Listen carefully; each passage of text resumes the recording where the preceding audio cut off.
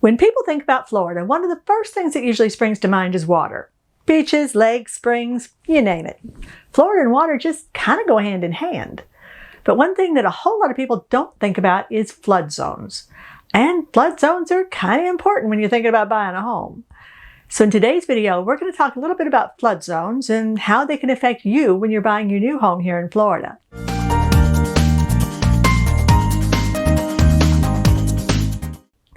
Hi there, I'm Stephanie Frost, and I'm a real estate agent here in Ocala, Florida. And this is my channel where I talk about all things real estate in the Ocala and Marion County, Florida area. Now, besides our great weather here in Florida, one of the main things that people move here for is the water. Obviously, being a peninsula, we're surrounded by the stuff, but even if you're not on the coast, it's not hard to find some kind of water pretty much anywhere you go. I mean, we've got a ton of lakes, streams, rivers, and natural springs scattered pretty much throughout the entire state. So you're never too far from something wet. But the downside of all that beautiful sparkly water is that it could increase your risk of flooding. Now, one of the first things a lot of people ask me when they're looking for a home is this house in a flood zone? And of course, what they really mean is, if I buy this house, am I going to need to buy flood insurance? And believe it or not, those are actually two very different questions. Because no matter where you buy a property, you're going to be in a flood zone. There is actually no such thing as a no flood zone, according to FEMA. According to FEMA, every property has a flood zone designation of some kind. Go figure. Now here in Ocala, we're about 120 feet above sea level, so our main risk of flooding comes from rain. Too much rain coming down too fast, and lakes and rivers can overflow their banks like nobody's business. Same thing if we get a lot of rain for several days in a row. The ground just can't absorb all that water fast enough, and voila, you got flooding. So what are the various flood zones, and what are they going to mean to you? Well, FEMA categorizes flood zones by level of risk, and they assign each type a different letter code. And the way that FEMA does that can be kind of confusing. At least it is for a lot of people, me included.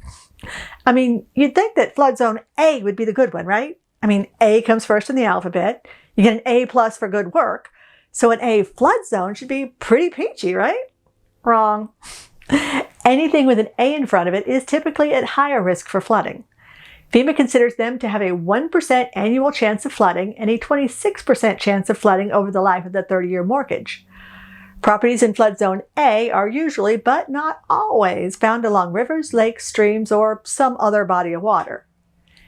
Then we have flood zone B, which has a more moderate risk of flooding, and C and X, which have the least chance of flooding.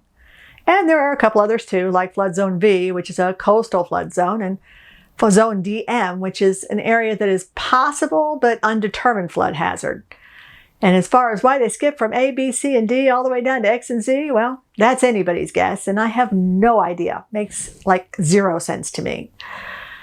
But moving on.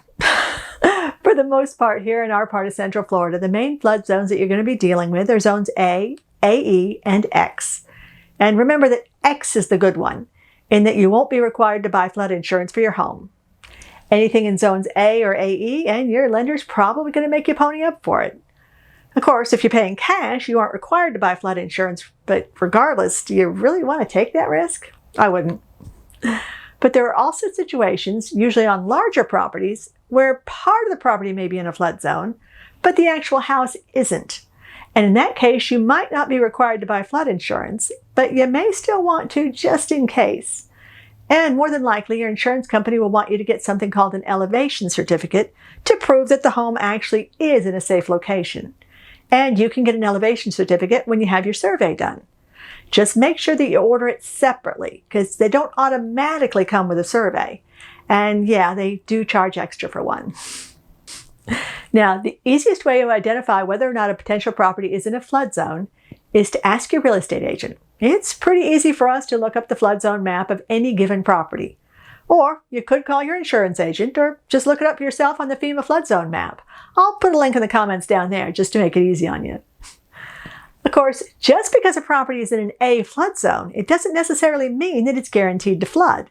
And being in a zone X doesn't necessarily mean that it won't flood, or at least get pretty marshy and icky when it rains too much. FEMA bases their flood maps on past history flooding events, and FEMA inspectors haven't actually walked every inch of every property. So depending on your comfort level, you might want to consider buying flood insurance regardless of what zone you're in. The cost for flood insurance is based on your risk level, so it might just be some cheap peace of mind. So there you go. Obviously, that was just a quick, easy, and basic explanation of flood zones and how they can affect your home purchase.